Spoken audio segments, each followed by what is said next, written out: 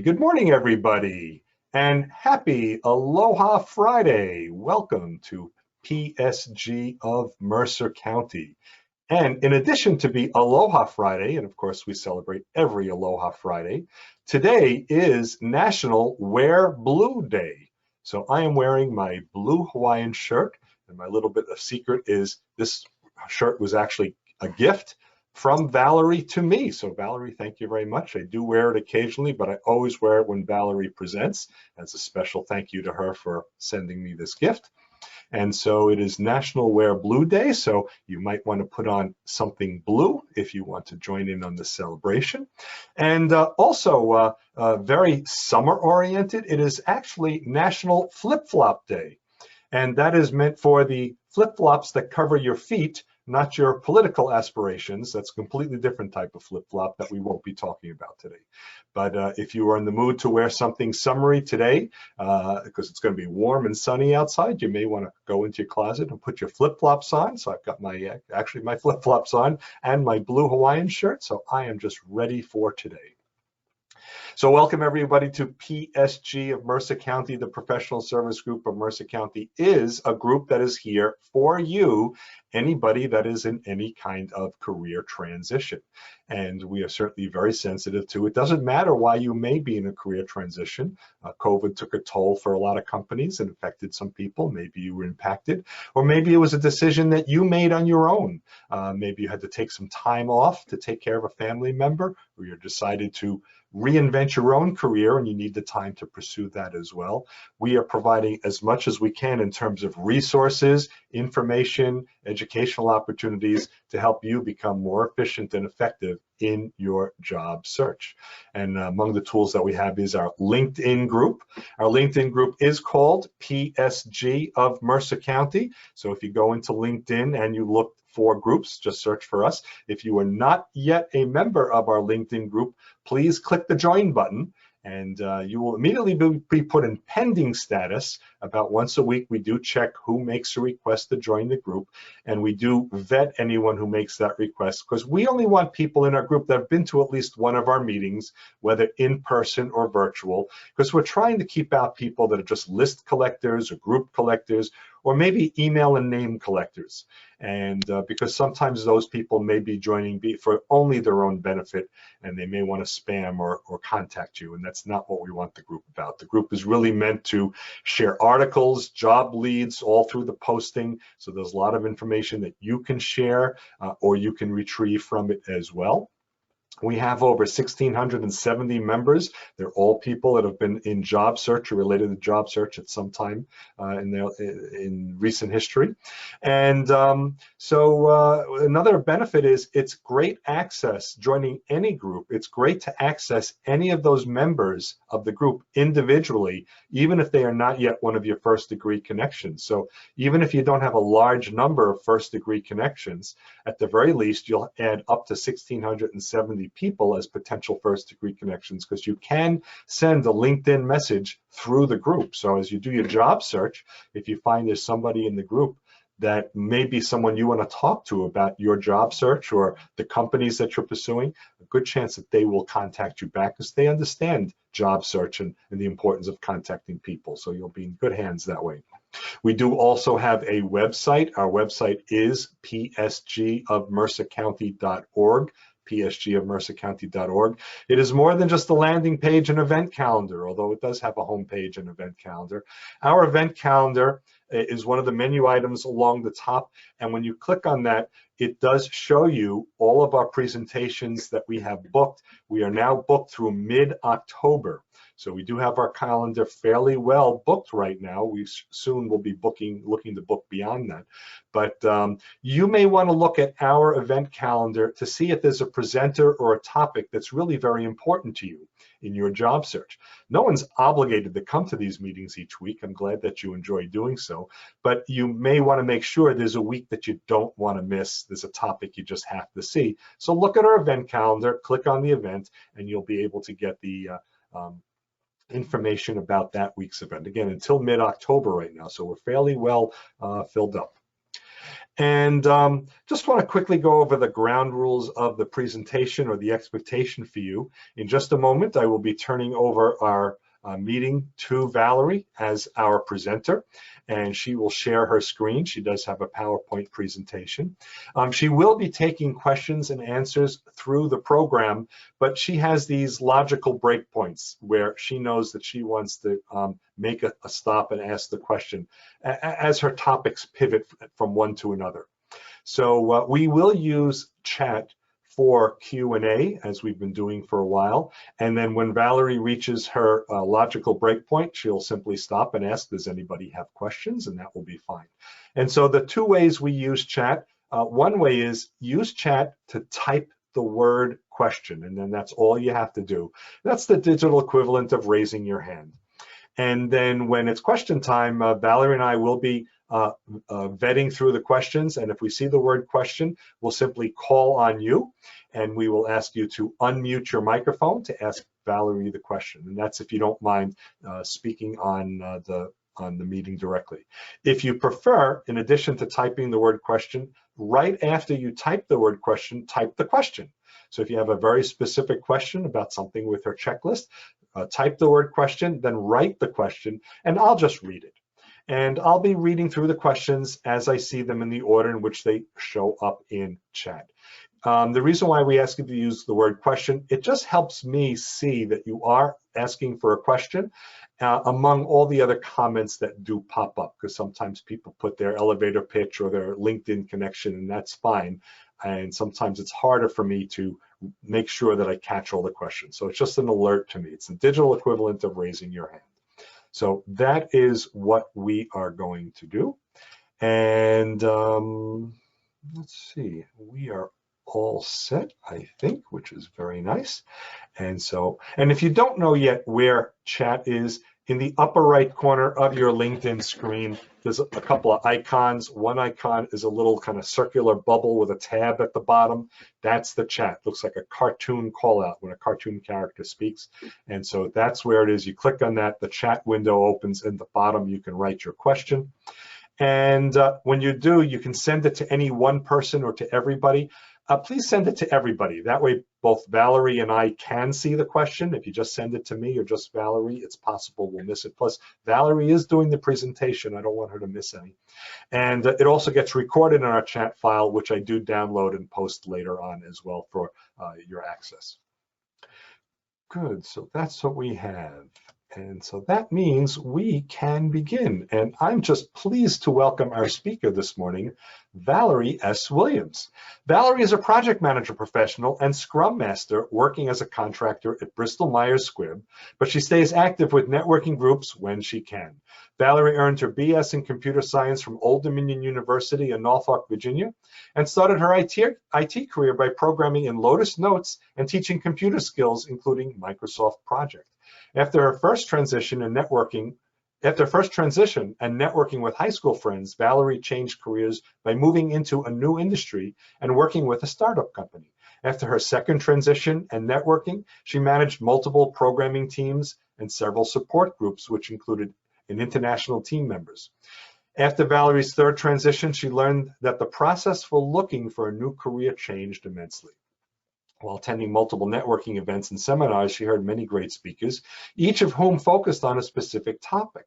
To help manage all the tasks associated with looking for a new career in the 21st century, Valerie created a to-do list and compiled the tips that she picked up from each of those speakers. Valerie will share many of those ideas, tasks, and tips with us today. So PSG of Mercer County is pleased to welcome back one of our very best friends, Valerie S. Williams. The crowd goes wild. Thank you, David. There's that sports metaphor. There we go. We're going to slide them in every chance I get. So for housekeeping, David already said you will get the slides and everything will be provided for you. Please ask questions. There is no question that we probably haven't heard, but it's a new group and you may come up with something new and surprise us. If you hear noise in the background, that might be my fan. Just ignore it. One of our friends, if you haven't heard Marty Latman speak, everything he says, he has a tagline, it depends. Some things will work for you, and some things will be throwaways because it's going to depend on where you are in your job search. So keep that in the back of your mind, and you know I'm going to say it depends. Or if I say, what does it mean? In your mind, you say it depends. If we were in person, I would wait for everybody to join in, but we're virtual now. The other thing is, I like this quote because it says, luck is what happens when preparation meets opportunity.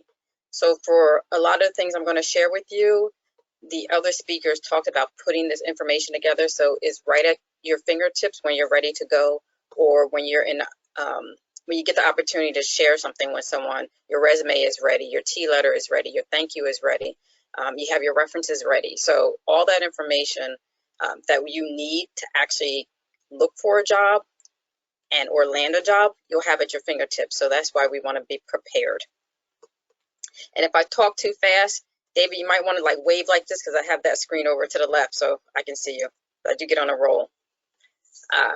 So being the project manager, I put this in a project plan. These are all the steps that I have gone through or have been guided through to get me to a position where I could land. We're going to talk about acknowledgement, regroup and rethinking, finances, organizing, your resume, job search, social media and submissions, all of that kind of groups together and has a really big impact. Then there's additional documents that you can actually put together that will help you, again, be prepared for when you need to share information. Branding is really, really important. Networking, very, very important. Interviewing, preparations, training, stress reducers, that's where my photography and soccer will come in. And then, of course, you're going to be hired. That is our goal.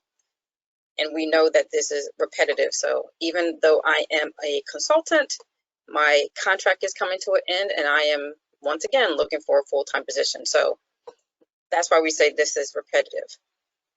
But talk about our my reactions. If you heard in my intro, I had 3 different layoffs for different reasons. The first time it came out of nowhere, it hit me like a bus. The second time I knew it was coming, and I was like, thank goodness, because I was kind of over and stressed out and just done with that company. And then the third time, little by little, I was seeing my team members get laid off. So I knew it was coming. And when it did, I was like, oh, thank goodness it's my turn. And I walked out and I was literally waving at people as I was leaving. And everybody's like, are you serious? I'm like, yeah, they laid me off. It's my turn. It's nice working with you. And I walked out and people were just like, what happened? But I knew it was coming and I wasn't surprised. I don't think I was as prepared as I thought I was, but hopefully this will help you become more prepared. Now, when you get laid off or, you know, your company does a reorg and you get pushed into another group, you really should try to take time to figure out what your state of mind is and understand what your feelings are. And people actually talk about going through 5 stages of grief. I went through those with different things, mostly with the first job that I got laid off with. But some of those are what? Denial, anger, bargaining, depression, and acceptance. As I've got laid off a couple more times, I accepted it a lot more quicker. I don't know what that says about me. But acknowledge those feelings. The key is not to stay in one of those and to find a way to get out of it. Some of that will help if you figure out who your support system is and getting them to actually help you in or through any of those feelings and those grief steps. Think about how you can regroup, how you've regrouped in the past. Talk about how you can keep yourself moving and positive because it is stressful. There are going to be some days where you're just going to be really blah and upset and depressed and aggravated. And then you need to find a way to help you keep going, help you become positive because you will land eventually. And then figure out what's going to help you keep moving, but also find a way to laugh because laughter will make it a little easier because we all need to let that levity to kind of let things go. And most importantly, I want you to leave the house. So if you are, even during this pandemic, if you have been in the house, just walk around your neighborhood, just leave the house because it allows you to take a step away. I literally, during the pandemic, have been walking through my neighborhood and found all these different places. And some of my neighbors have these really great flowers. I would literally stop, take pictures of the flowers, lean in, smell them, the whole thing, just to kind of give myself a release and to think about something other than work or looking for a job or how stressed I am or what are my finances. So doing that will really help you out. Okay. So we talked about acknowledgement, regrouping. I love this picture. But you always thought you were going to be somebody, and then you get caught up in a job and you forget who that is. So the one thing you want to do is think about what you want to do. When we were all kids, we always like, oh, I'm going to be a fireman, or I'm going to be this, I'm going to be that, I'm going to be a doctor, be an astronaut. I'll tell you what I thought I was going to be. But one of the things that you can do now is start to rethink, what did I like as I was a kid? But not only what did I like as a kid and or in my job, but what I did not like, because that is important. You don't want to get caught up in something that you were doing before that you didn't really enjoy. And then something that you really did is like what you liked about your previous job and what you didn't like about your previous job. So for me, there you go, Alex, my soccer reference. I wanted to be Pele.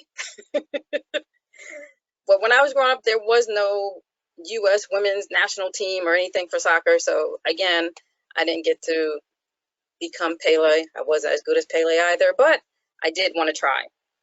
So some of the things that you want to think about. But for me, soccer was a way to be happy and have fun.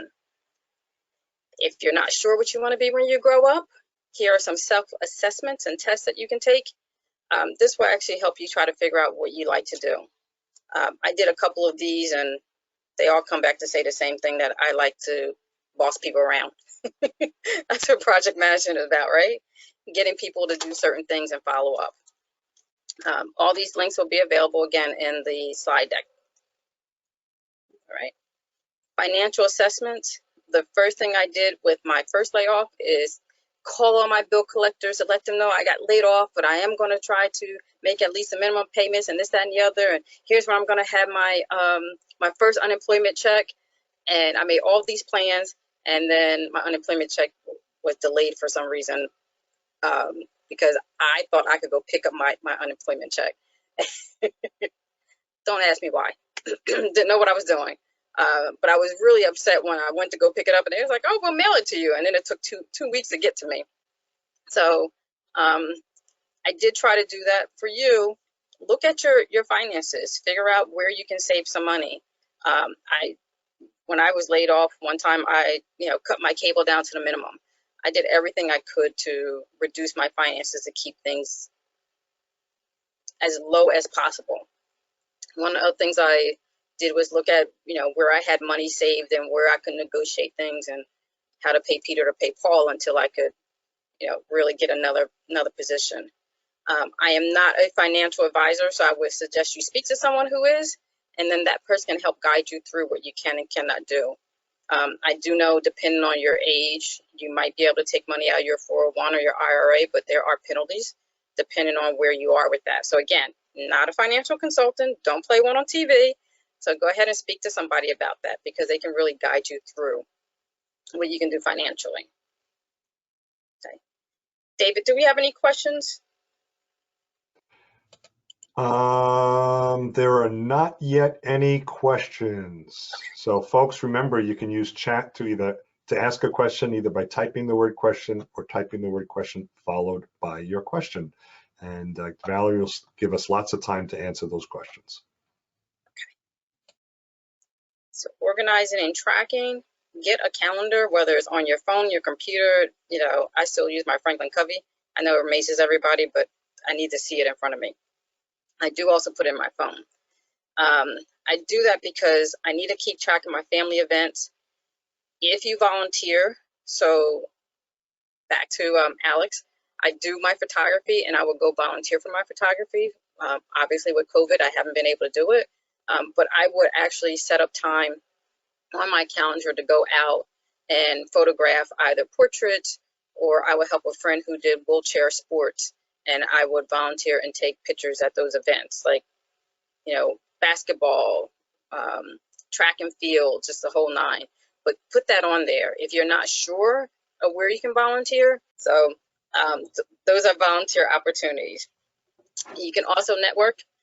Alex has a great list of networking events, and you will find some of the events overlap on each other. So having a calendar to keep track of when those events occur is really important. So thank you, Alex, for that list. And then you have organizational and industry meetings. I have a PMP through PMI, the PMI organization, and they have meetings at all times. It's always once a month, and they've added a bunch of other meetings now that we're virtual. So I have to put those on my calendar. Otherwise, I'll double book myself, which my friends know is pretty normal for me. And the last one is interviews. Again, you will get an interview. You will get hired. You will land. So hold on there, but have that calendar ready so you can put those interviews on there. Okay. One of the documents, or I should say the spreadsheets that I sent, is a tracking spreadsheet. So I use this for two reasons when I was out of work. One, you needed to track your unemployment. So this gives you all this information that you can keep. But two, is also good because you are sending out all your resumes to all these different places, and then you'll get a call. Hi, this is Mary. You sent me your resume. Now you're thinking, who's Mary? What job was it? When did I send it? So this helps you to organize things a little bit. You can ask Mary, what company are you calling for? And then you can look it up and find it. But this will show you also where you, what you submitted and to whom. In addition to the tracking spreadsheet, I have other worksheets in that spreadsheet. One will have all my recruiter information.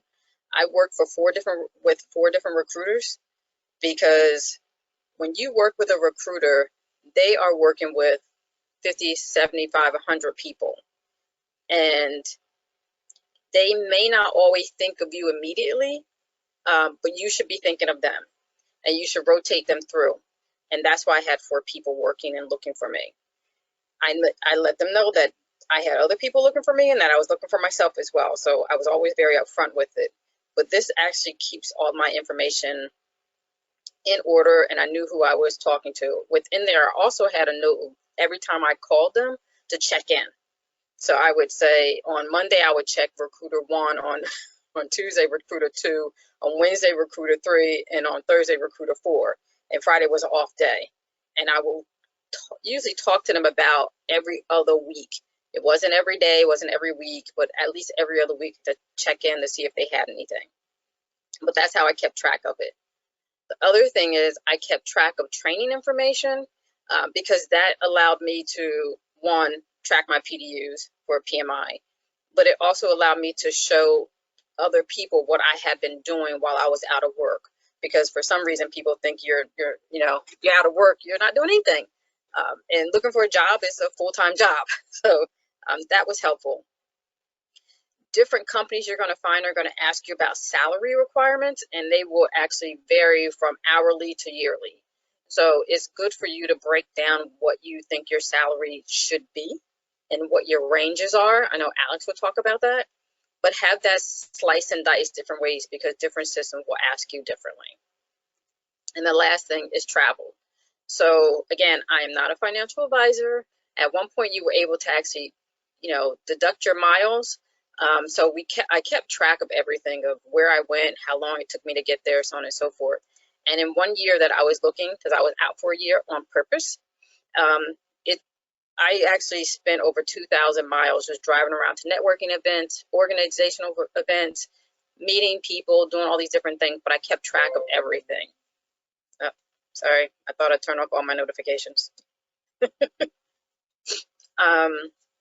But the travel was really important, and it helped me to do that. But at the end of the year, even if you don't get a chance to write it off, it will show you how much effort and work you put into it. It is bragging rights. So when you get your interview and people say, what have you been doing? You can say, well, I've been doing this, this, and this. I spent over 2,000 miles driving around, networking, organizing, volunteering, doing all these things. So it's kind of like bragging rights that you have. So it's good to keep.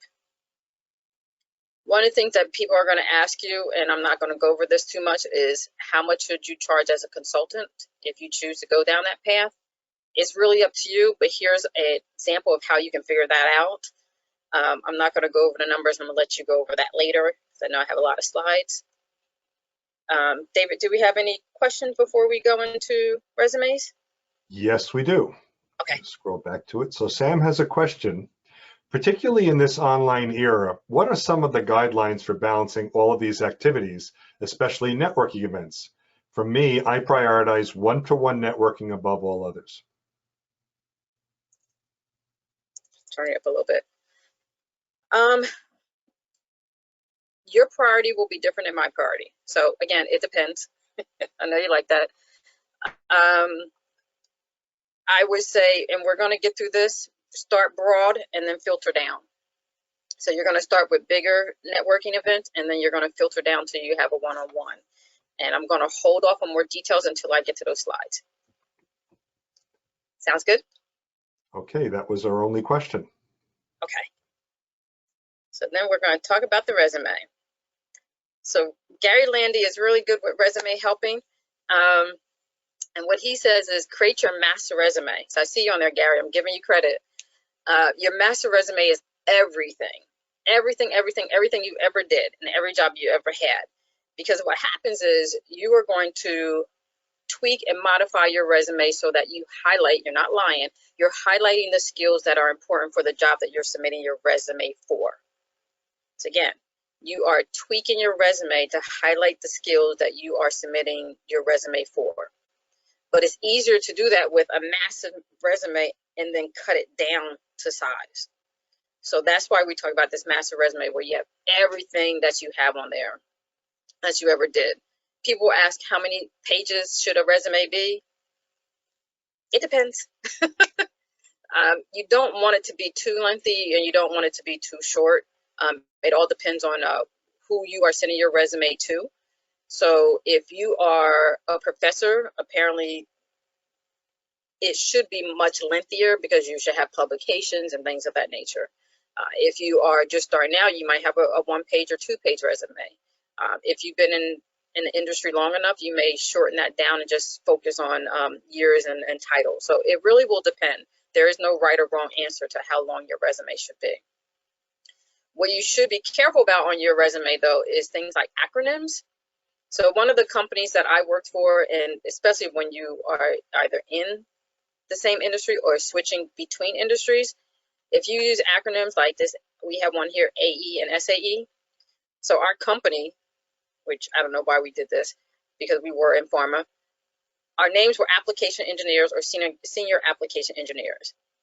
But in the pharmaceutical industry, an AE stands for adverse event or serious adverse event.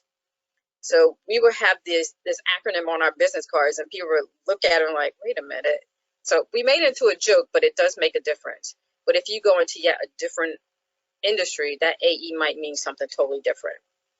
So always spell out your acronyms on your resume, and you can put the acronym in parentheses afterwards. If you have any certifications or licenses, your education, your technical skill, publications are really helpful as well. If you also done presentation, include all of that on your resume because it shows that you are active, you are out in the world, you're in the industry, you're knowledgeable, you're a subject matter expert. See what I mean by acronyms? And then we have this thing called badges. And there's a link that you can go to where if you have like I have a PMP, if you have an MBA, if you have any of those licenses, you can actually get a badge and put that on there. And you can also include it inside of your email signature at the bottom. See, I'm like trying to think about this on the fly. But you also have your volunteer groups, and then you can use your these word clouds to actually pull out very important words that you can then also include in your resume. So that's really important. Okay. Everybody asks about what should your resume look like. It really doesn't matter. It depends on what you want to do. The key is with your resume is if you are going to upload it, we'll talk about this with application tracking system, is that it needs to be plain as possible. But the copy that you are going to hand somebody or a copy that you can upload into a system so someone can look at it later, you can make it as pretty as you like. You can put all the different bells and whistles in it. Some people ask whether or not they should put their picture on it. It depends. It's really up to you if you want to do that. But formatting is always up to you. Any questions about resumes, David? There are no additional questions right at the moment. All right. If you notice, I'm trying to take a break in between each section, just in case. Yep. And by the way, folks, if you do come up with, let's say, a resume question, even though she's moved past that as a topic, we will still take that question. So if Valerie's talking faster than you can type, no worries at all. I used to be fast on the soccer field too. There you go, Alex. When I was looking for my new position, I had to consider everything. And I'm really encouraging you to do the same. Do you want a full-time position? Do you want part-time? Do you want a contract position? All of these have their pluses and minuses, their pros and cons. It's really up to you in terms of where you are in terms of your finances, where are you in terms of your skills, your interests, the industry, wherever you are in life. It may push you one way or the other. In certain places, you do have those contract for hire positions. David does a great presentation on how to own your own business. There are nonprofit organizations out there that you can also look into. One of the things that people always want to say is, I want to go into pharma, and they name all the big ones, J&J, Bristol Myers Squibb, Pfizer. But, there are some really smaller companies that you may find it easier to get into, or even a smaller biotech. So try to consider those. Don't just dismiss them and say, I just want to go for the big companies. One of the other things I want to say is, even if you're trying to get into an industry that you don't have necessarily skills within, or you haven't worked in before, still go for it, because they still need somebody in finance. They still need somebody in IT. So you don't have to be that person in a lab who actually works with particular molecules to be in pharma. There's all type of people in pharma. There's marketing, there's finance, there's this, there's that. So don't limit yourself to a specific industry. Try and look at different industries. You may get a little pushback, but that's when on your resume, you actually focus on those transferable skills. Like I said, things that can be done regardless of what industry that you're in. So that's my favorite movie reference. There is no spoon. There is no limitation for what you're going to look for. So consider everything. Now, tie that in with job search and social media. I know we're not students, but I love this. 12 things you shouldn't do with social media. And I think this works whether you're a student or you are, an adult. So those, I'm not going to go through all those. You can read those later. But the good thing about social media is that not only can you use it to share your ideas, but a lot of companies are on social media, and they actually have on their website, LinkedIn, Twitter, they will actually post job descriptions or job openings that are coming up. So you can look at those social medias for those companies and either learn a lot about them, so that when you go in for your interview, you can spout out, oh, yes, I saw this on your Twitter feed, or, oh, I saw this on your Facebook page or Instagram page. And then they'll say, oh, not only are you a good candidate, but you're a person who's actually actively looking and learning about our company, and they like that. The other thing you can do is use social media to train yourself, to share information, to really give you ideas of what you can present when you are in your job search and or when you're on your interview. So we have YouTube and Pinterest. If you don't know about any of those, hit us up in chat and we'll tell you about those. A lot of people always ask, well, which social media should I use? Because there's a lot out there. This link will take you to this wheel because I know it's so readable. When you go to it, it'll tell you based on the type of job that you want to do on the outside. Here, it'll tell you or suggest what social media applications that you can use to really help you within that particular industry. So one thing I want to do, again, is stress what you should be very careful about putting out there and what you can't. As you can see, I think Chrissy Teigen is in the news right now where everybody's pulling up tweets that she did from 10 years ago. So nothing dies on social media. Okay. The applicant tracking system. Now that you have all your documents ready, you're ready to submit your resume, you know you will upload something to the applicant tracking system, and we say it goes into a black hole.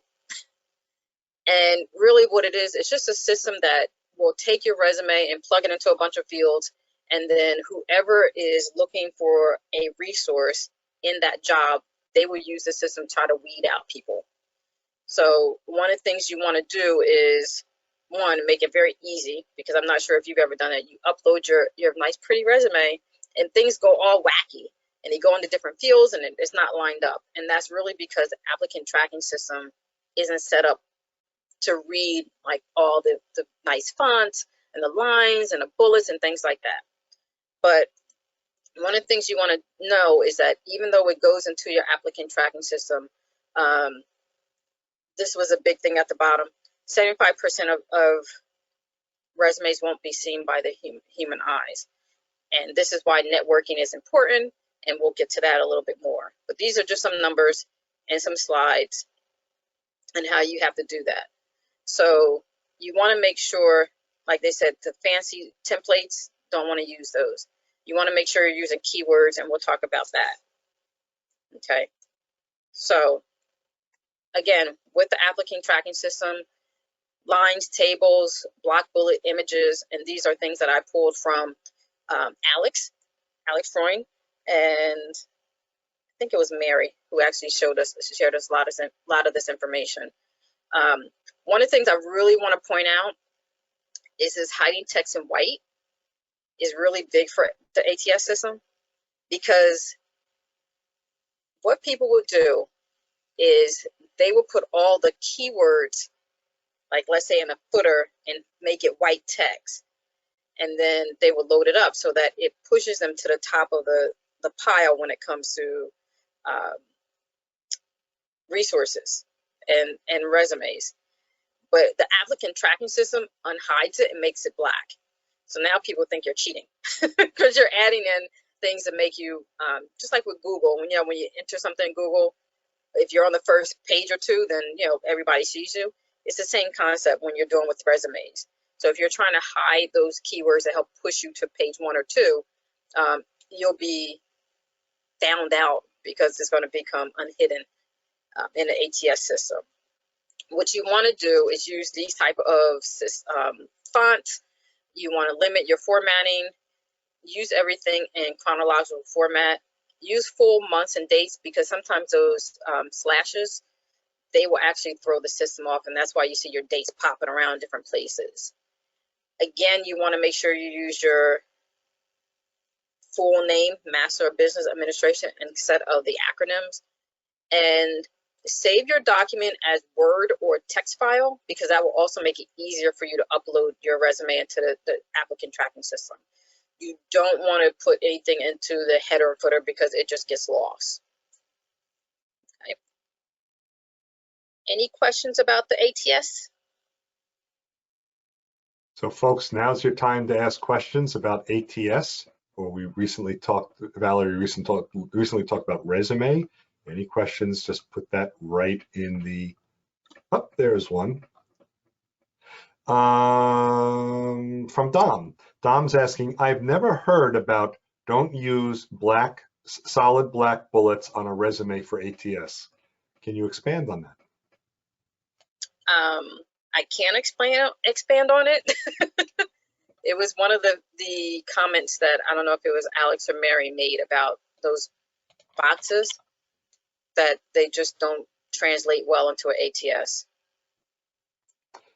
Part of it is some of the ATS systems, the applicant tracking system, what they like are what's called characters that you can type on your keyboard. And if you look at your keyboard, even though there are lots of characters, there are not things like bullet points or long black line or tables. Those are things that are structures in the software. So some of the applicant tracking systems don't like things that you can't type on your keyboard. And then that's where that comes from. And what we've learned from iSIMS, because we did have a presenter from iSIMS last year, the stronger ones, the stronger software are better at it than the weaker software. But you don't know always what the hiring manager is using. Thank you, David. See, I learned something new. And the other person, in addition to Alex and Mary, Lynn Williams also does a very wonderful presentation on applicant tracking system. Donald has a question. Is it really worth having social media accounts if you have no time or interest in them? i.e., I would rather or need to spend time on higher priority items. It depends. I love Marty. At the very least, you should have a LinkedIn account. At the very least. The other accounts are helpful if you want to learn more about the company. Do you have to maintain them? Not really, unless you are going to use that for your business. LinkedIn, I would think, and I'll be honest with you, a lot of people who are out of work use it, and recruiters. I think most people who are working have good intentions on using LinkedIn, but they don't use it as much. So one thing you should be aware of is if you reach out, and we'll talk about this with networking as well, if you reach out to someone through LinkedIn and you don't get an immediate response, give it a week maybe, and then ping them again. I know when I was working, I would check my LinkedIn account every 2 weeks or something, if I was lucky. Even if I saw a message that popped up, you know, because you're at work and you're busy, your intention is, okay, I'll get to that. I saw that and I'll get to that email. And then you just kind of forget. So LinkedIn at the very least is important. The other ones can be helpful and supportive if you want to learn about a person, the company, see what's coming down the pike. Some companies that are really tech savvy use their social media for, you know, recruitment. So it again, it depends on where you are in your life and what industry you're going to be in. And you have to use your time judiciously. So whatever works for you. Okay. And Joe, I'm sorry, Donald had a follow-up comment. I don't consider LinkedIn as social media. Excuse me. I'm thinking more of Facebook, Twitter, etc. Okay. Let's agree to disagree. So I consider LinkedIn social media because there is social information on it, although it's geared towards professional people. Whereas Twitter and Facebook is more like, you know, pictures and politics and, you know, family stuff. I have seen people try to put political things on LinkedIn and people usually shut them down pretty quickly because they want to keep that professional. So it's still social media. And you will find that there are a lot of companies that use LinkedIn as well as Facebook and Twitter. So that's why I'm grouping them all together. So it's up to you how you perceive it and how you consider it, but that's my personal opinion. Yep, and I agree with that too. For those of us that don't consider LinkedIn social media, change your mindset and use it as a professional social media platform and contribute. Otherwise, it's just a static website. And what we know about LinkedIn, and we have Ken Lang coming next week, a LinkedIn expert. What we know about it is the more active you are on LinkedIn, the higher you show up in search results. So it is a social media site. So yeah, I agree with Valerie. I would never disagree with her on that. Joe has a question. Instead of using bullets, how about using a dash? Again, it's going to depend on the system. So, I mean, there is a dash on the keyboard. So going along with the lines of or I should say David's explanation, a dash might work. But again, it depends on the system. Okay, and just as a reminder, folks, as you type in your question, please put the word question. I am doing my best to make sure I catch all of them. It just makes it easier for me. There's a question from Nell. What's the best way to show the dates of your employment? For example, is 05/16/2014 or May 16th, 2014? It depends. If you're not sure, I would say write it all out. because if you come across a international company, sometimes they switch things around. And even sometimes in certain industries is day, month, year versus month, day, year. But if you write it all out, May or month, day, and year, then you don't have to worry about it, and it's not ambiguous. Terrific. And that's our questions for now. Okay. So I also put together a bunch of other documents. And the reason being, and this is what I call additional information, when you submit your resume, they will ask you for all these other different things. It's easier to copy and paste than to remember. So, and maybe at least that's in my mind. So I had this Word document and I kept all this other information on here, my personal information, and I would copy and paste them, my certificate ID, especially for PMI, because they would verify whether or not that was up to date. So instead of me trying to remember all the numbers, I would just have it in my Word document. I copy and paste it in. I had all my previous companies' full information because I don't usually put on my resume, and again, it depends on with you, but I never put the full address for the company that I worked with. However, certain systems want you to add the entire address, mailing address, for your previous companies. So again, I put that in a Word document and I copy and paste it over. The same thing with my college information, my salary. I had all that in a document, so it was easily accessible when I was submitting my resume. The other things that I have is a professional summary. You will have people who really want to help you, even your family members. If you ask your family members, tell me what I do, they probably won't be able to tell you. So my family always said, oh, we know you work in IT. That's all they could ever tell me. So this document here, and I know it's tiny, but you will get, again, those documents that I shared with David where you can see it a little better. But it gives you an objective so they know what you want to do, what you're trying to do, some different places that you want to actually look for, some company you're interested in going for, what your qualifications are, some bullets of your skills, and then some company information. That is a good starter to give to family, friends, or even somebody who says, oh, I work at this company. What are you looking for? And they can actually help you with that. My company does this one pager where they have us do a meet and greet, and then next thing you know, you get to talk about everything. It's very visual. It's a way for you to talk about your personal and professional life and really have something that's more visual than text-based. You have your standard cover letter. One of the things with the cover letter is that we're suggesting that you do use a bullet, and it makes things pop out that are very important. One of the things you should be very careful, though, is if, and everybody says, do I have to do a cover letter? The answer is yes, or it depends, but we're going to say yes. But if you are uploading your resume and they have not asked for a cover letter, put the cover letter as the last page of your resume. Because if they say, send me your resume, and you send a resume and the first thing they see is a cover letter, they might say, oh, I asked for a resume, they sent me a cover letter. They may not look on page 2 or 3. And when you're in an applicant tracking system, if you upload the resume and the cover letter is first, the tracking system really goes haywire. So create your cover letter and make it the last page unless they request or require a cover letter. Then you know it's in there.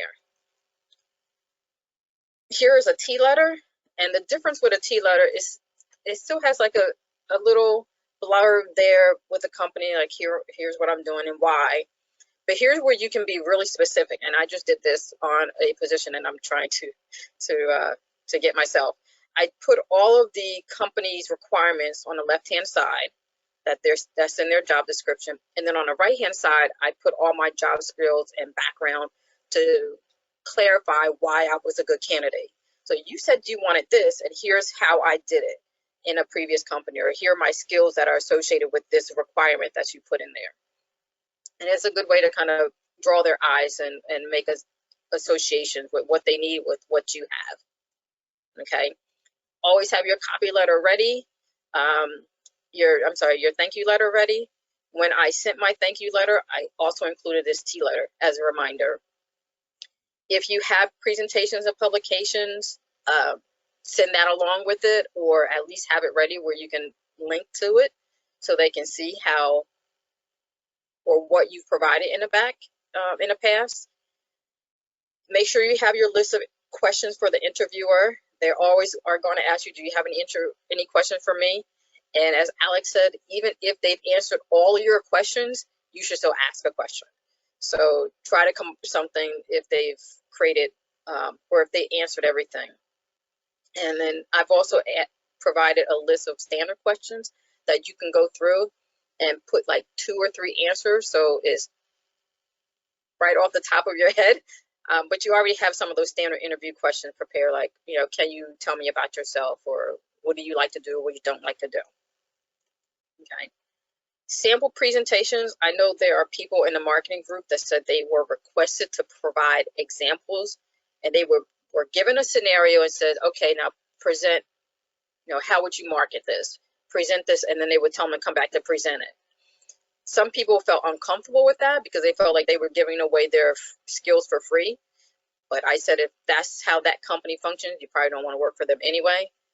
But if you have examples of how you actually work or what you can share or do for a company, like a marketing plan or a spreadsheet or slide deck, you can say, here's some of my work, and then they get an idea of what you're capable of. You can have that in your back pocket. Okay. Any questions about the additional documents? No, but a question came up from Joe. Previous salary question is now illegal in New Jersey as of January 2020. How would you handle it if it comes up? Give them a range. Well, this is previous salary. So, you know, so yeah, you can give them a range for future salary, but. I don't know. That might be a good question for Alex. Hey, David, this is Joe. I have some insight. I think the law states that a company can't ask you, but if you choose to provide them salary information, previous salary information, then they have every right to probe. That's my understanding of what the law states. Yeah, there are actually 2 times. There's that Joe says, if you've already provided previous salary or discussed it, now it's not really illegal because you've broached it. The other time they're absolutely able to ask it is during the offer. So if you get a job offer, they may ask you for your previous salary because they want to validate that as one of their questions at that time. At least that's in New Jersey. I had it on a job application for a company in New Jersey, and I was applying in New Jersey, but the company was based in, I believe, Wisconsin, I think is where they're based. And they still had it on there, and I didn't know it was an illegal question. Somebody told me afterwards, so I entered it, but it brings up the question. A lot of companies have not updated their stuff to be compliant with New Jersey law, especially if they're an out-of-state company.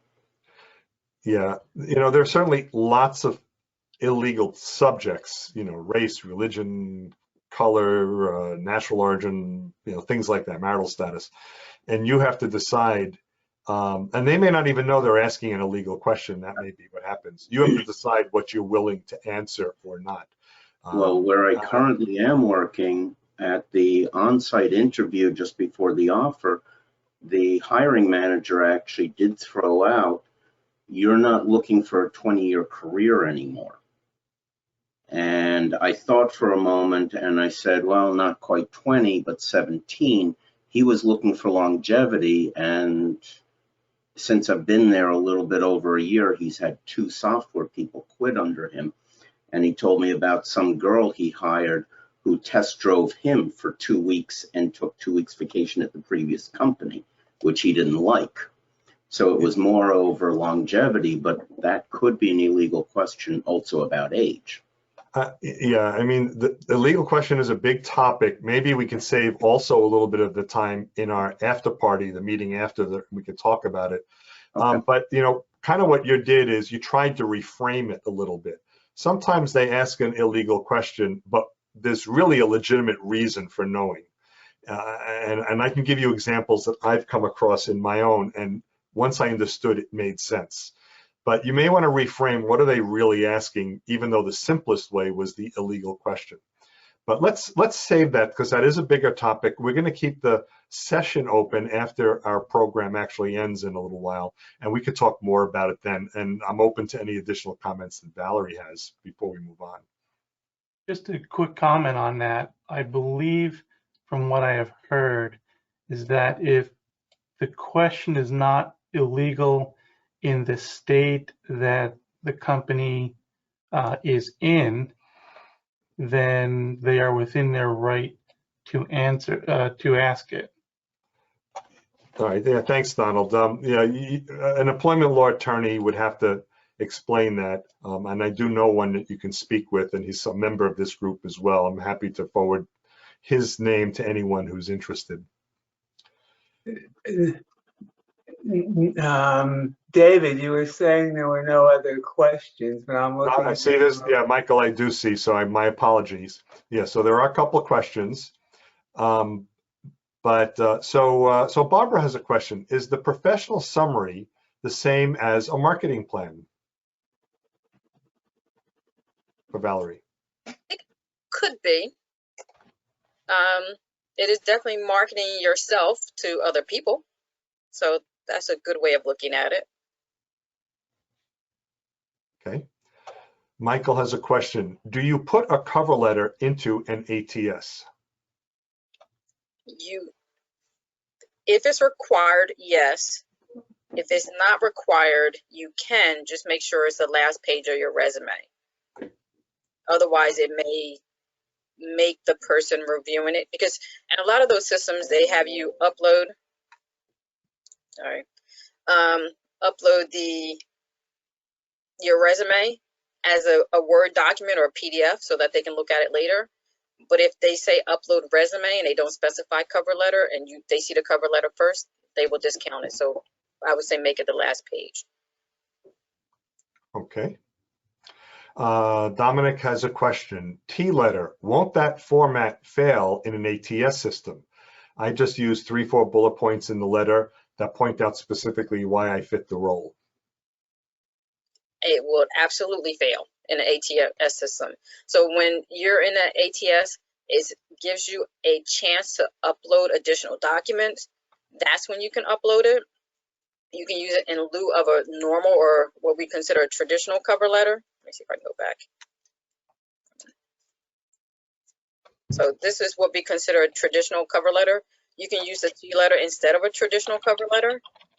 But I also send the T-letter with my thank you as a reminder. Okay. And Edith is asking, is it the same for New York State being illegal to ask? I'm assuming you mean ask salary. Yeah, I'm not sure about that, but if you do a Friday meeting with it, I might skip work to I would like to know. I have no idea. That is a good question with that. So I'm just Googling it right now. And what I can tell you is there are Google answers separate for New York State and New York City. It does appear that it is an illegal question in both municipalities. This is not a national law. It's done at the state level. And so good. That is the end of the questions right now so far. So we will move on until the next batch. Oh, wait, one just popped in. Okay.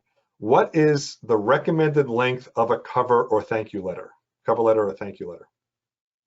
It depends. To me, I think it should be only one page. Some people might, disagree with me. A thank you letter should always be short and sweet. Get to the point.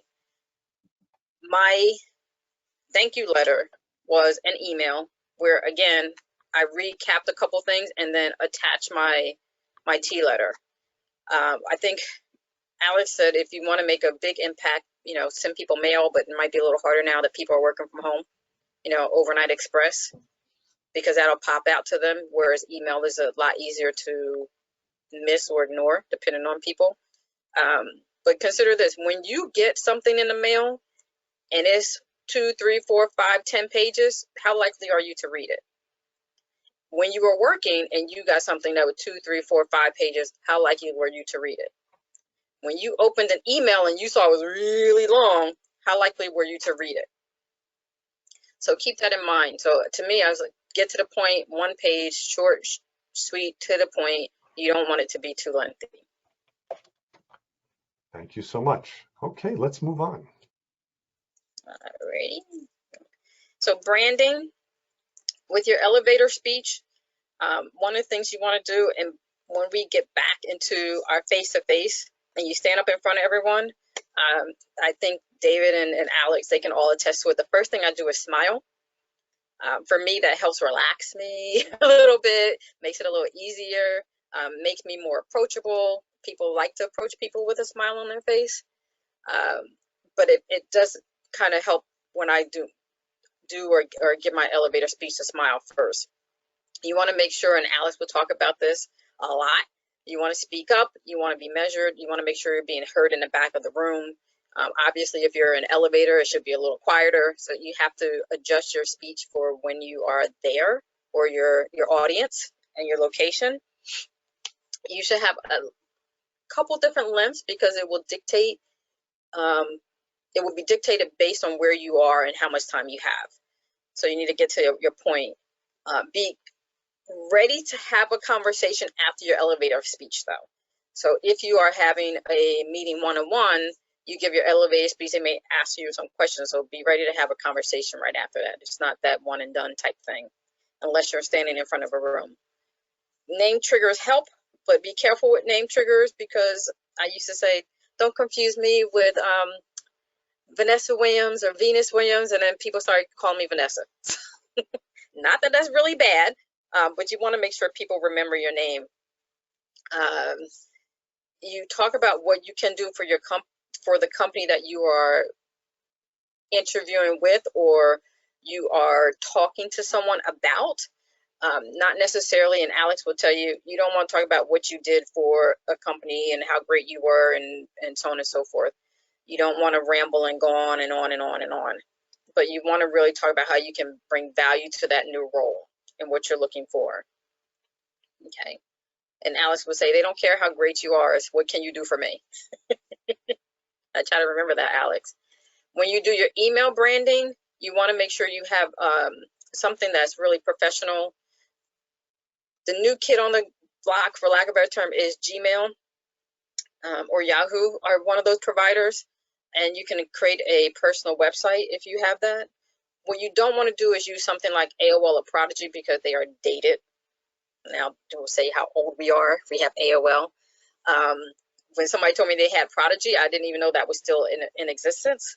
So again, there is a perception that if you're using some of those older providers, then you are not moving with the times. You are not staying up to date with technology. So those are things you want to consider. One of the things you also want to make sure is that you don't have these, Princess and Jane 1965. You want to make sure it's a professional account. Someone like me, I'm not the only Valerie Williams out there. That's why I use my S. So you need to make sure it stands out. Nothing that might indicate your age, because there is ageism out there. No matter how we say we don't want to acknowledge it, it does exist. And be careful you use Comcast or Verizon, because when I was talking about how I reducing my finances and my bills, one of the things I considered was switching between those. I think it was from Comcast or Verizon at the time. And if you do that, you can lose all of your contacts. Oh, if you're going to do that, make sure you download all your contacts from that provider first, and then you upload them into like Gmail or something. But make sure you keep that information. But you can also lose some very important emails and things. So make sure before you do a switch, you download all of that information that you might want to use or keep for future reference. One of the other things you should do, or you can consider doing, is creating a business card.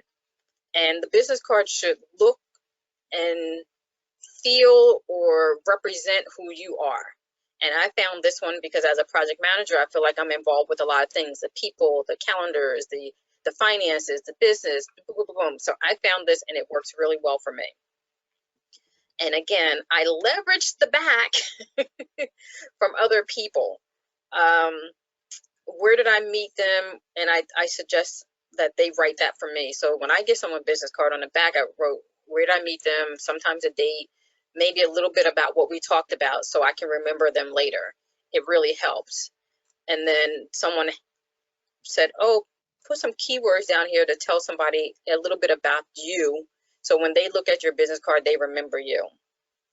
Okay. What I then did is, when you're in person, every time you walk into one of those rooms, they have you write down your name, like, hello, my name is. What I did was I took a snippet of this off of my business card and put it on a lanyard to tie those together. And then all I had to do was clip it to myself when I walked in. It's legible. It has what I want. It ties my card and everything together. And if you've been to any meeting where they have those little plastic things, you take it and just substitute in the one that they gave you at the meeting with the one you create. Here are some links to some places where you can get business cards made. And this last one is a business card reader. And it depends on, again, it depends on what that person's business card looks like, how well the reader will read it. So keep that in mind. One other thing, the back of your, if you laminate the front side of your card so it's like nice and shiny and looks pretty, don't do it on the back because it makes it harder to write on. So make sure the back is just regular stock paper. And you'll see it when you order your business cards. The other thing is your profile picture. In LinkedIn, your LinkedIn profile is not complete unless you have a picture. Now, all these pictures over here are not pictures you want to use. First of all, who's Terry? So when you're in a group shot, people don't know who you are. If you're in a group shot with alcohol, unless you're in the business of alcohol, you should not have it. Okay? Your kids are cute, but leave that for Facebook. Unless you're a model, try to get something that's a little bit more professional. This one is a little bit too far away because all they really need to see is from your head to your shoulders. And unless your industry is where you're actually playing an instrument, you want to try to stay away from something like that. Here are some good examples of some pictures and things. One of the things we want to make sure you have good lighting, a very neutral background. This is pretty good. It'll probably be cropped in LinkedIn because it's still a little too big, but it kind of gives you an idea that she's in technology, which helps. You can, if you're not sure about your picture, upload a few pictures to Photo Filter and people will actually give you comments and feedback of what they think it should look like. Just make sure you have really good lighting on your face. You can take it against any plain background. You can do it with your, your cell phone, and it doesn't have to be professional. Even with this one, this is a nice professional shot, but in LinkedIn, it's going to really, go down to your head and neck. Okay. I'm not being narcissistic, I promise, but this was me before I cut my hair, and this was me after.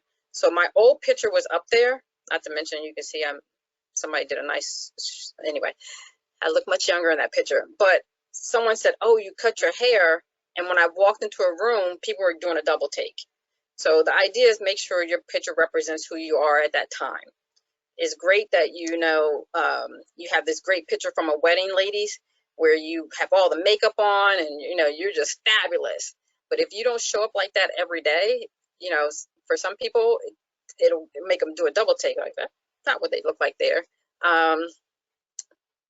For men, no sense in picking on you or not picking on you. But if you have a lot more gray hair than you do in your picture, it makes it seem like you are trying to hide something. So put your full face out there as you see it, as you are. Okay. Any questions? There are no questions now. Okay. Valerie, I did one of the things that you said there'd be an issue, but there wasn't. I wanted to let the group know about this because it's been the case for at least 10 years now, I think. Verizon stopped hosting their own email and they moved it over to AOL, but you still use the @verizon.net.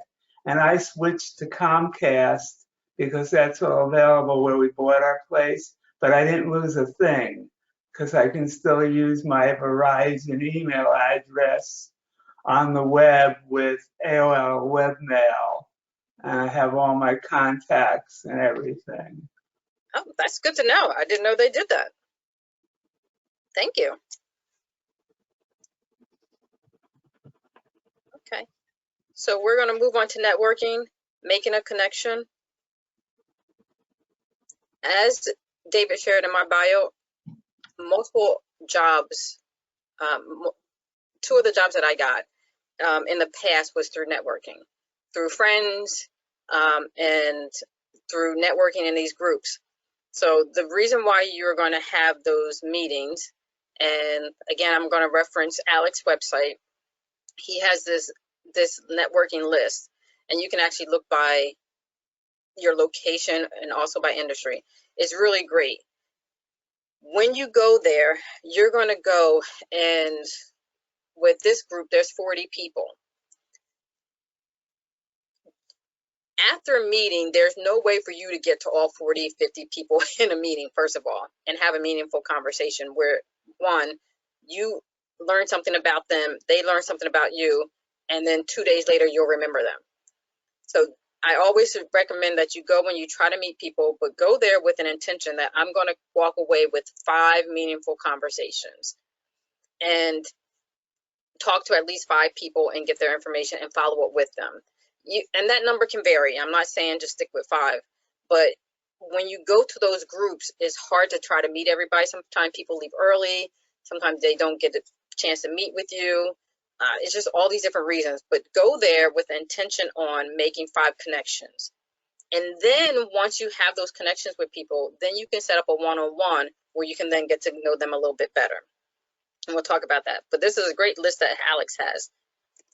Okay. Another way to meet people is through organizational meetings.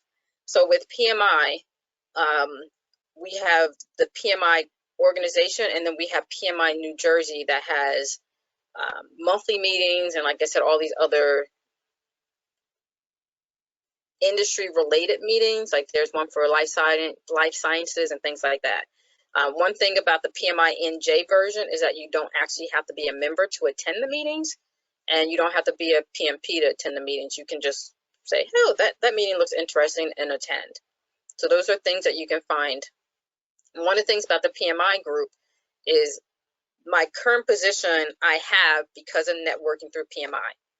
So I was actually helping to host the Lawrenceville site, talking to the people that came in, made connections. One person went to a meeting and met someone from Alpha Consulting and said, oh, we're looking for someone who can do project management. And that gentleman said, well, that's not me, but I know someone who is a project manager that might be a good resource for you. And he gave them my name. And that's how I became introduced to Alpha Consulting. Even though I was working with, 3, 4 other recruiters, that's how I was introduced for Alpha Consulting, which then landed me the position at BMS. So that's why I say when you go to these networking meetings, you want to make those connections. But you can't meet everybody in a room. If there's 100 people, you can't meet all 100. Narrow it down and then have your one-on-one. You can also find these groups through LinkedIn, and you can connect to people through LinkedIn. So with my photography, I saw a clip through B&H about a photographer, and I reached out to her, and I made a connection through LinkedIn, and then I met her face-to-face at one of her photography group meetings.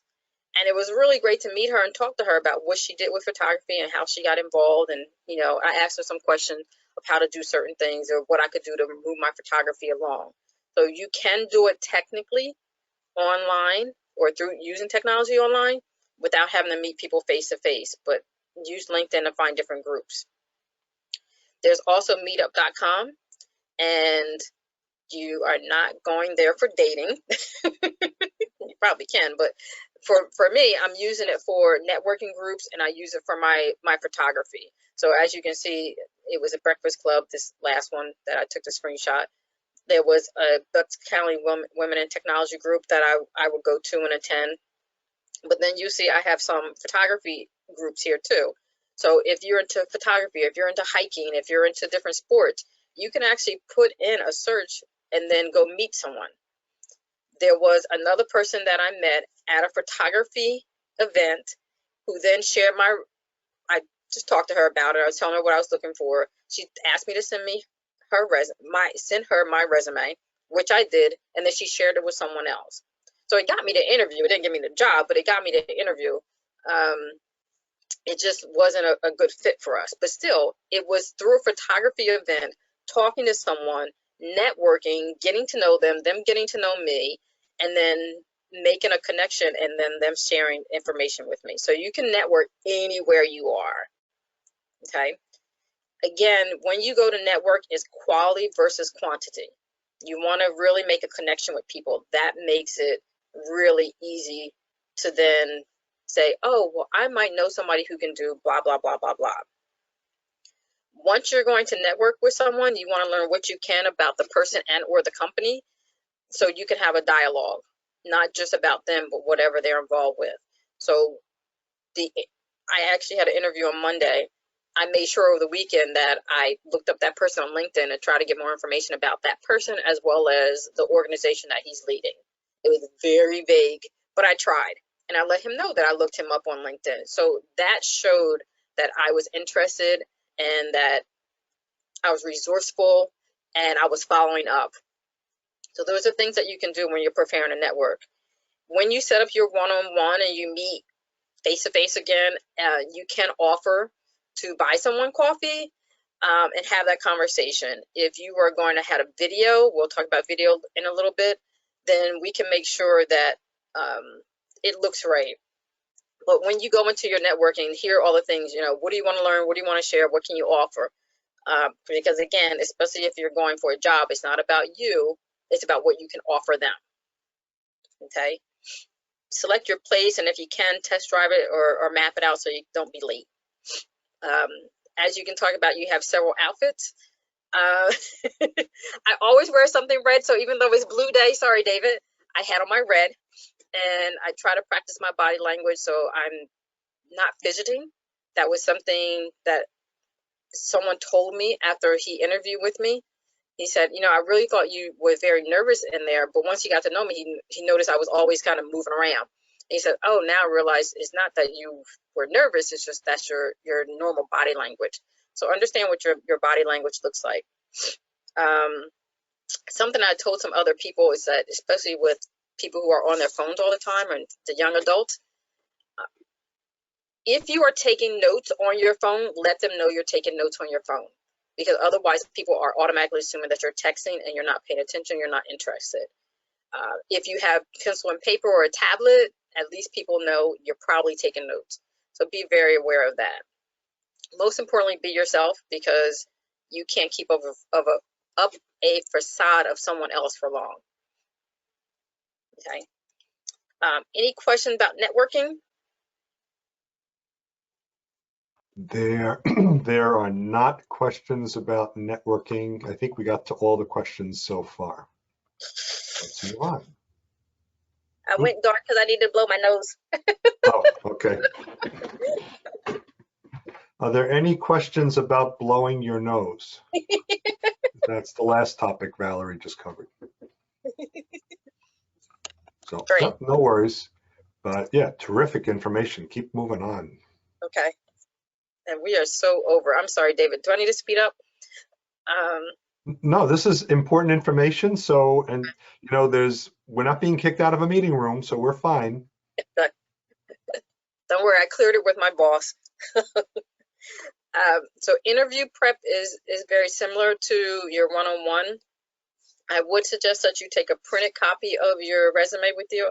I literally went to an interview once, and they pulled somebody and like, hey, come on into this interview. I'm like, this person doesn't know who I am. So I had multiple copies of my resume, and I was able to hand him one so he could kind of get up to speed with it and with me as he's pulled into this panel interview that I did, as a matter of fact. Having the T letter is also a good resource to have when you're in an interview. Again, learn something about the company and an interviewers if you can. A lot of this is still the same as when I was talking about your networking. I usually, and I put this on here, several outfits. I never know what I really want to wear, but I try to put a couple things out so I have a basis or a couple things to choose from without making myself late. that some of us will know will change outfits 2 or 3 times. When you go into your interview, we may or may not be shaking hands, but if we do shake hands, make sure it's firm, a nice firm handshake, that little limp thing that some people do. It really triggers people to think that you're weak. Whether you are or not is totally irrelevant, but that's the concept that people have. Make sure you turn off your phone. Because I'm working from home, my house phone will still, yes, I do have a house phone. It rings and I can't turn the base off, so I have to unplug it. So while I'm in this meeting, I've unplugged it. One thing I also did was on both of my doors, I put notes on it, recording in progress, so no one knocks. Most importantly, my stepdad, because he always knocks when I'm in a meeting for some reason. If you want to kind of build yourself up to give yourself a little bit of confidence before you have your interview, Amy Cuddy, she has this whole thing called a power pose that you can go into, and we'll talk about that. But this is the power pose, and you see all the superheroes do it, and you do a couple deep breaths, and it kind of calms you down and makes you feel a little bit better, and it gives you a little bit of confidence. So you can do that. My suggestion is, if you are back in the office, maybe go to the bathroom and do it in a stall. Do not do it in the parking lot like I did once. But then I looked up, I was like, oh, look at all those windows. Somebody could be watching me thinking I'm crazy. So be careful where you do your power pose. If you notice here, and I'll talk about that later. You got Usain Bolt does another pose. Absolutely, Abby, she talks about you're absolutely qualified, so know that you're qualified. You wouldn't have gotten an interview if you didn't at least have those qualifications. So now you're just going in there to solidify things and let them know why you're the best candidate. But again, be yourself, because that's the most important thing to do. With the video interviews, the first thing you should know is, where do I turn on and off my camera, and where do I turn on and off my microphone? And when in doubt, push. So I have this little thing over my camera that I can slide back and forth, and I can hide or show myself. Low tech, can you see this little piece of tape? You know, the blue tape for painting? I just rolled it up and I put the sticky part above the camera. Don't put it on the camera, because then it makes your camera all sticky and gooey. You put it above the camera and hide it on top of your lens so that you can't accidentally show something that you shouldn't. And I will say, when I was out, I was sick, and I had signed up for this online training, and I didn't want to miss it, but I really wasn't feeling good. I was still in my pajamas, and I turned it on, and it automatically had the video started. And I was like, you know. So now, or from that point forward, I always keep something hiding my camera, because you don't know if certain systems, and like WebEx or Zoom or whatever you may do, Skype, if the audio or video is going to be automatically enabled. So as soon as you find out what you're going to be on, and just move your mouse around the screen, and something will pop up so that you can see these buttons and know that you can turn on and off your video. Now, another reason why you want to know this is, if you, especially now working from home, you have all this stuff going on in the background, you want to make sure you can turn off or on your camera and your video. I think a lot of people are a lot more, I don't want to say comfortable, but forgiving if a kid comes in or if a pet comes in, but you just still want to make sure you can keep it to a minimum. If your office looks like this, and I know someone whose office really does look like that, clean it up or hide it. And here are all the ways that you can hide things.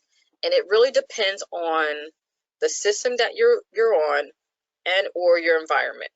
So with this WebEx, it doesn't allow you, like this one is actually a Zoom background that I downloaded from the internet, and I can use with Zoom. My bookshelves look nothing like this. They are messy. They have a lot of books on it. There's pictures. There's all type of things, but nothing is really clean like this. But I can use this when I use my Zoom, when I use the Zoom application. But what you see now is this, and it really is a curtain behind me that's hiding everything. My messy bookshelves, and it's something that I got from IKEA. and I was able to attach this piece to the wall, and then they come with this long cord and these little clips. And this is just a regular curtain. I had to get two.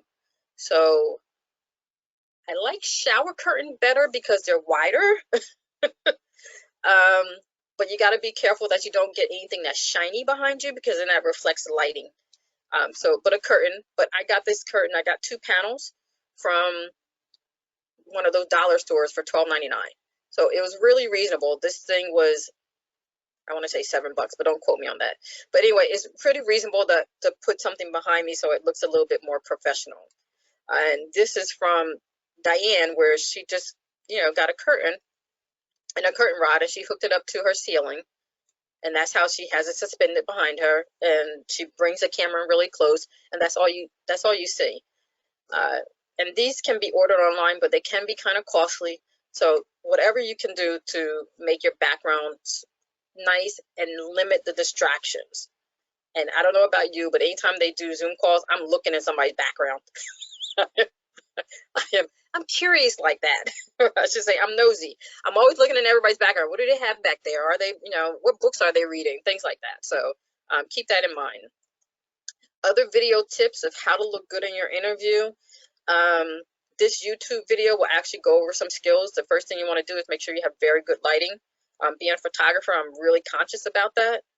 And one of the things I had at one point a dark blue background, but then my hair blended in with it. So I had to change it to something lighted, something a little bit lighter for my background.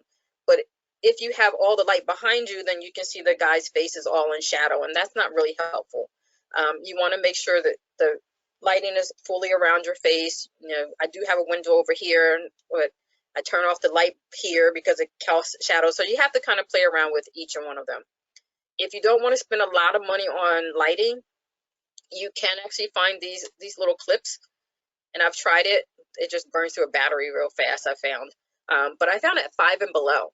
So you can find it online as well, but it actually clips right above or onto or around your camera. And it clips on there, and it works pretty good.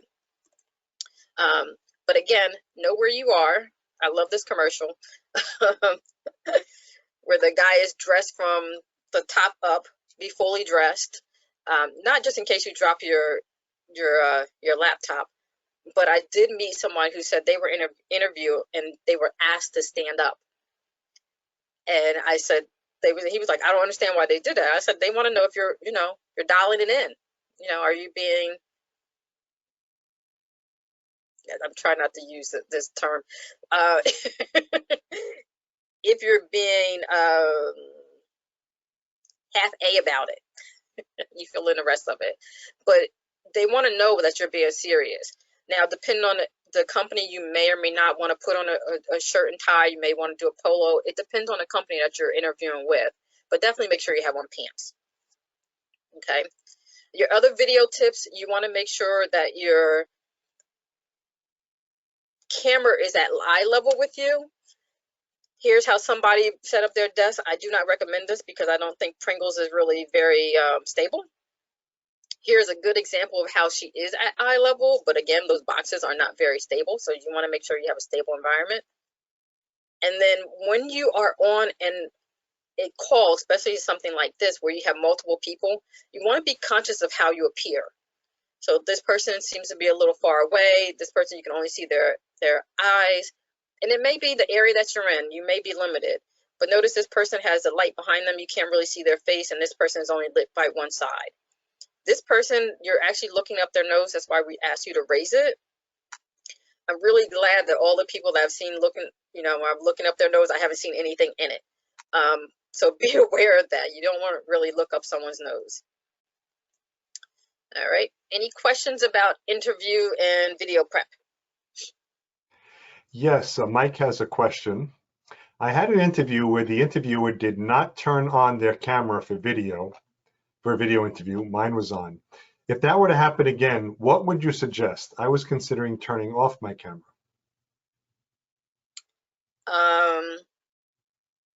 Okay. All right. Again, it depends. If they did not have their camera on, they are the interviewer. Let them do whatever they want to do. I would leave mine on just because they can see me. And then I can, for me, feel like I am relaying more and it's more of a one-on-one. A lot of people don't want to be on camera. They may not have a good background. They may not have good lighting. They may not have done their hair for the day. They may be in sweats.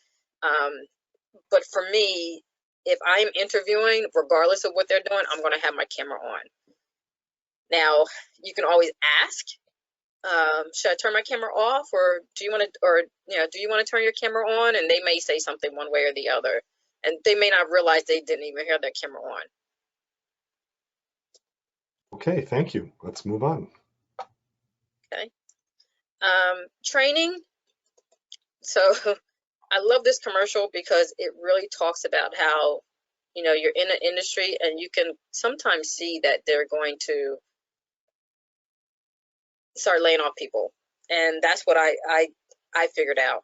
So know that what's happening within your industry and your company, if things are going in a different track or different manner, if reorg is coming, just, do you see within your industry that there's trouble on the horizon in terms of, politics and things like that?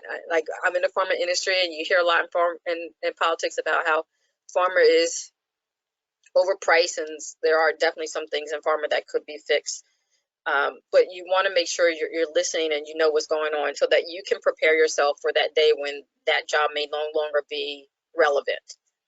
Some of the ways that you can do training are all listed here, and I'm not going to go over all of them. My favorite is anything that's free, especially when I was out of work. The last thing you want to do is spend money unnecessarily. So wherever county you're in, you can go to your county. I'm in Mercer County, so I have my Mercer County card here. Through Mercer County, I actually have access to eLibrary and Hoopla. Those are online digital companies, and I was able to download books that I could listen to while I'm walking around my neighborhood, smelling the flowers, but also watch movies and things like that. You can get more educational as well as non-educational materials through them. You also have the New Start Career Network. You have PSG. For a lot of information, you have One Stop Employment. You have Ready to Work NJs. You can look up all these things. Any particular training that actually had a cost associated with it, I put an asterisk next to it. Some of these are free. YouTube is great.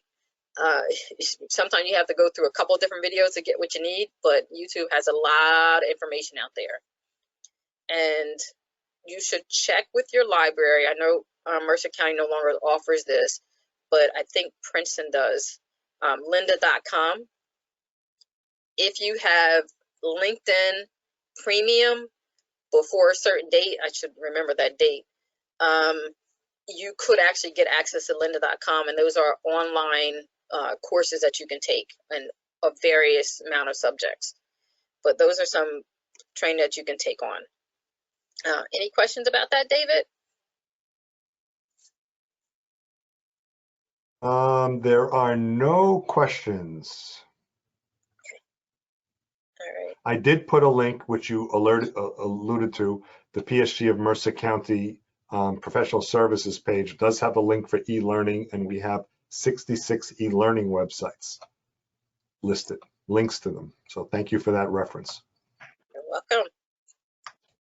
Excuse me, David, in the list of learning on your website for the group, do you have anything listed called OS Training? It's an IT site. There is a cost, but they run specials every once in a while. And I just got it for slightly less than 50% off that they were running last week.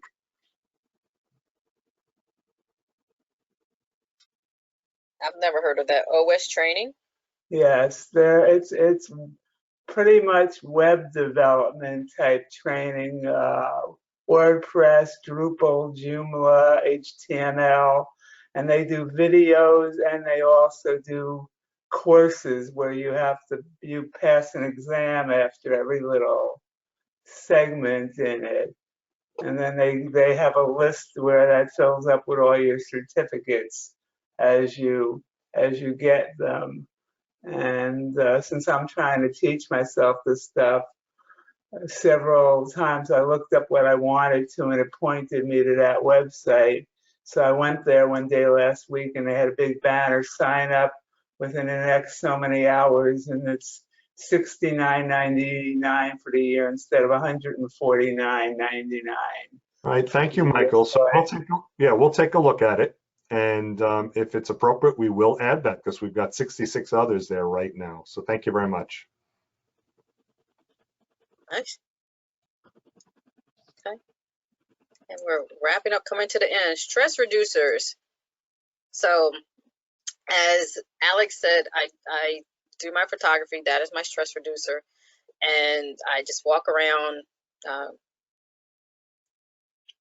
Okay, so this is between me and all of you. My friend and I, we were out shooting this past weekend. Although we didn't do this, we almost went and did a little trespassing to get to a specific site, which I'm not going to name. But we decided not to because he has governmental clearance and we didn't want him to lose it. But we do walk around and we take pictures in different places and we have a lot of fun. I try to do yoga, and I would like to think I look like this, but I probably look like these guys over here when I do yoga. Find things wherever you can.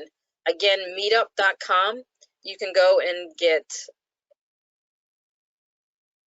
a lot of different options for fun. And some of them will be paid or require a payment, and some of them will be free. So just make sure you pay attention to it. But I know a friend, she does hiking, and there's a hiking group on meetup.com that she goes to. You can also go to Groupon, and with Groupon, you can get, discount rates for different things. So if you are really conscious and watching your finances, that's a way for you to find something fun that is either really cheap and or free. And one of the things I like too about YouTube is you can do a lot of these exercises and things through YouTube. You don't have to get a membership anywhere, but you can have fun. All right. And then the last thing I want you to all know is that you will be hired. You just have to keep knocking on those doors. It will eventually happen. And then you will be the best fit for that company, and you will land. And then once you do, pay it forward. Continue to go to the networking groups that you can attend. Usually I do the ones on the weekends because those are the ones that are easier for me to attend. But help out somebody, and you never know, it will come back to you, because as I'm not sure if it's Alex or Marty, but there is no such thing as a permanent job. So, industries change, things change. There are different lifestyle changes for you, and you might want to retire or just downgrade and move to a different state. So there's just different things that are going to happen. So pay it forward and stay connected, because you never know who you might help. And sometimes, you might be in a company and hear about a job and say, oh, I know somebody who's out of work who might be really great for that. And then you can recommend them. And that's all, folks. So do we have any other questions? There's a question from Karen. Linda was free before it was acquired by LinkedIn. Is it possible to move credits to LinkedIn?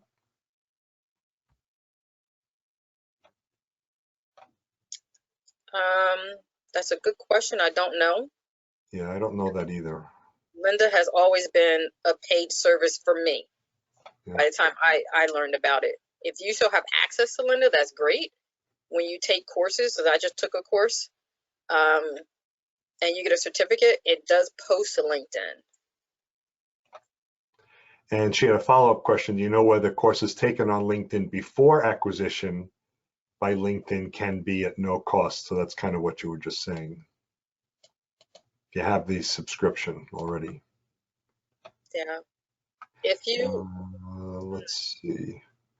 And so if you've taken courses before and you have the certificates, you can post them to LinkedIn. Absolutely. Okay.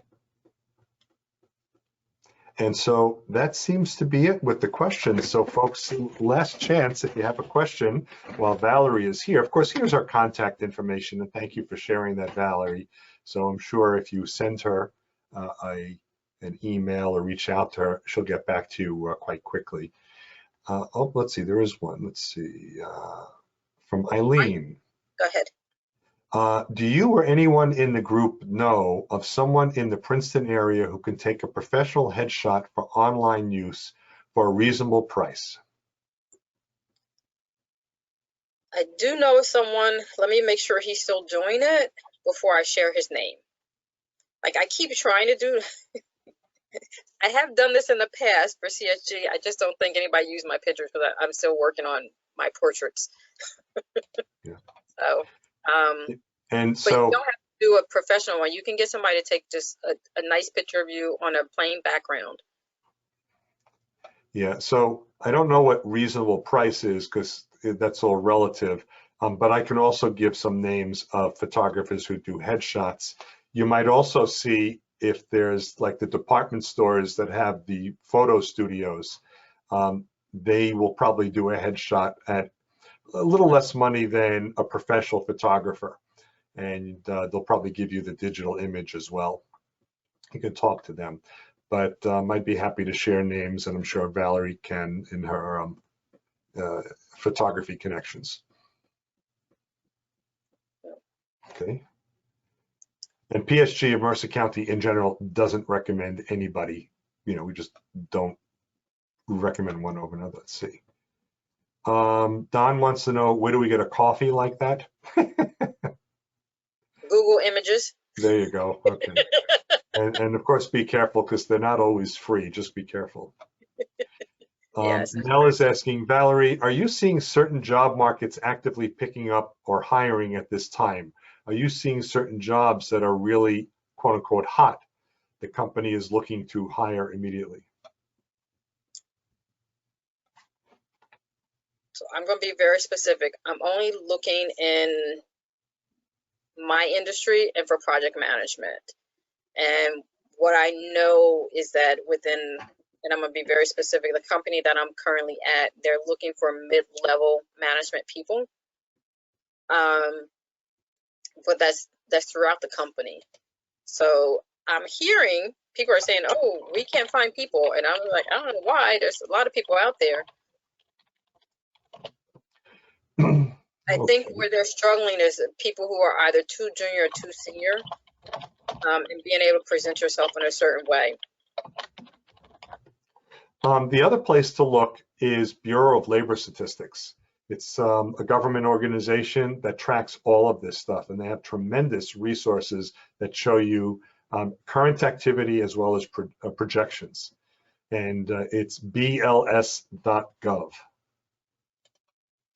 So it's another place to find that out.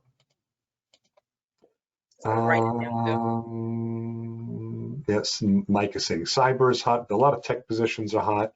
Anything that supports remote is going to be hot. Yep. Yeah, cybersecurity. Oh yeah, cybersecurity is going to be real hot right now. I mean, it's in the news, and supposedly President Biden talked to President Putin about, stop that. And I don't know that he will or won't, but we'll see. Okay, well, thank you very much, Valerie. I love this presentation, and folks, even if you've seen this before, and I've been had the pleasure of seeing Valerie's presentation on this a few times, she constantly keeps it updated, new content. I really appreciate that the links that you provide are active, so you can go get the slide deck right now. It's posted on the PSG of Mercer County website as a PDF. In the link called Meeting Presentation Documents. It's on the right side of the screen, and go to Valerie's heading in that page. She has 10 or 12 other documents that she has provided as well, all the samples that she talked about. And so she's given them to us so you can download it if you'd like, the ones that are relevant for you. So Valerie, thank you so much for sharing all those resources as well. And can I do one more thing, David, before I forget? Yeah. I forgot when we were talking about LinkedIn. When you get your LinkedIn account, they automatically tack on a whole bunch of numbers. Please make sure you update that. And If you notice, mine is Williams Valerie S because there was already a Valerie Williams. So, but make it relevant. If you have all those numbers there, it says that I don't know how to use LinkedIn. So that's a screaming warning to people that either I don't know how to use it or I don't use it enough to update it. That could be another Jeff Foxworthy comedy routine. You may not know how to use LinkedIn if, and then fill in the blank. He has that. You may be a redneck if. Good. So just to quickly wrap up and let you know what we're doing in the next couple of weeks. And remember, folks, we will keep this session open for a few more minutes after we officially close. So if we want to talk about anything specific or even the illegal questions, that might be a good place to do it. Next week, since we've talked about LinkedIn a number of times, Ken Lang will be here.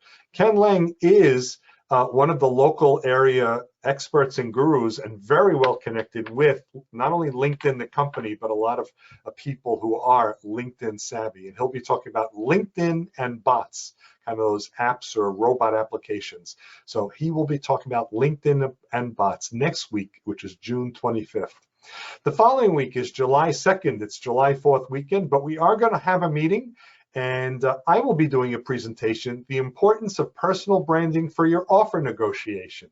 So if you're wondering how personal branding can impact and affect, and then we'll talk about salary and offer negotiation, that's what we'll be discussing in 2 weeks, July 2nd.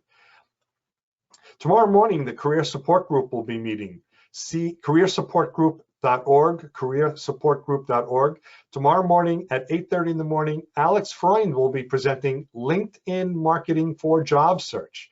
So if you're interested in using the LinkedIn marketing, it'll be terrific, especially it'll talk a lot about LinkedIn.